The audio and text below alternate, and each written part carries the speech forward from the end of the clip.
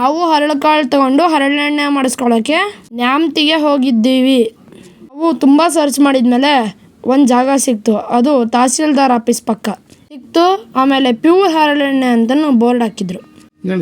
Nyamathi oil ಹಾಗೂ ಅಂತ ಪ್ರಸಿದ್ಧವಾಗಿರೋಂಥ ಇದು ನಮಗೆ ಒಂದು ಆಫರ್ ಸಹ ಕೊಡ್ತು. 4 kg ಎಣ್ಣೆಗೆ 1 kg ಹರಳೆಣ್ಣೆ ಕೊಡ್ತೀವಿ ಅಂತ ಹೇಳಿದರು. ನಾವು ಬೇಡ, ನಮಗೆ ಪ್ಯೂರ್ ಆಗಿದ್ದೇ ಬೇಕು ಅಂತ ಎಣ್ಣೆಗಾಣಕ್ಕೆ ಹರಳುಕಾಯಿನ ಹಾಕಿದ್ವಿ. ಯಾಕೆ ಅಂದರೆ ನಮ್ಮ ಹೊಲದಲ್ಲಿ ಬೆಳೆದಿರೋ ಅಂತಂದರೆ ನಮ್ಮ ಶ್ರಮದಿಂದ ಬೆಳೆದಿರೋವಂಥ ಹರಳುಕಾಯಿಂದನೇ ಎಣ್ಣೆ ತಯಾರಿಸಿ ಅದನ್ನೇ ಸೇವಿಸಬೇಕು ಅಂತ, ಹಾಗೂ ದೇವ್ರ ದೀಪಕ್ಕೋಸ್ಕರ ಅಂತಲೂ ಬಳಸ್ಬೋದು ಅಂತ ಇದನ್ನು ನಾವು ಹೋಗಿ ಎಣ್ಣೆಗಾಣಕ್ಕೆ ಎಣ್ಣೆ ಹಾಕ್ಸ್ಕೊಂಬಂದ್ವಿ. ಈಗಿನ ಕಾಲದಲ್ಲಿ ಮಕ್ಕಳು ಮೊಬೈಲ್ ಹಿಡ್ಕೊಂಡೇ ತಿರುಗಾಡ್ತಾರೆ. ಆದ್ರೂ ಈ ಥರದ್ದು ಹಳೆ ಕಾಲದಲ್ಲೂ ಸಹ ದುಂಡಿಕಲ್ಲಿಂದ ಹಿಂಗೆ ಮಾಡ್ತಿದ್ರು. ಈಗ ಮಿಷಿನ್ಗಳು ಸಹ ಬಂದಿದೆ. ನಾವು ದುಂಡಿಕಲ್ಲಿಂದ ಹುಡ್ಕೋಣ ಅಂತ ಹೋಗಿದ್ವಿ. ಇದು ಹಳ್ಳಿ ಕಾಳಿಂದ ಹರಳೆಣ್ಣೆ ತೆಗೆಯುವಂಥ ಪ್ರೋಸೆಸ್. ತುಂಬ ಜನ ಹರಳೆಣ್ಣೆನ ಮರ್ತೇ ಬಿಟ್ಟಿದ್ದೀರ. ಹಳೆ ನೆನಪಿಗಾಗಿ ಹೊಸ ಅಧ್ಯಾಯನೇ ಸೃಷ್ಟಿಯಾಯಿತು. ಇದು ಎಣ್ಣೆ.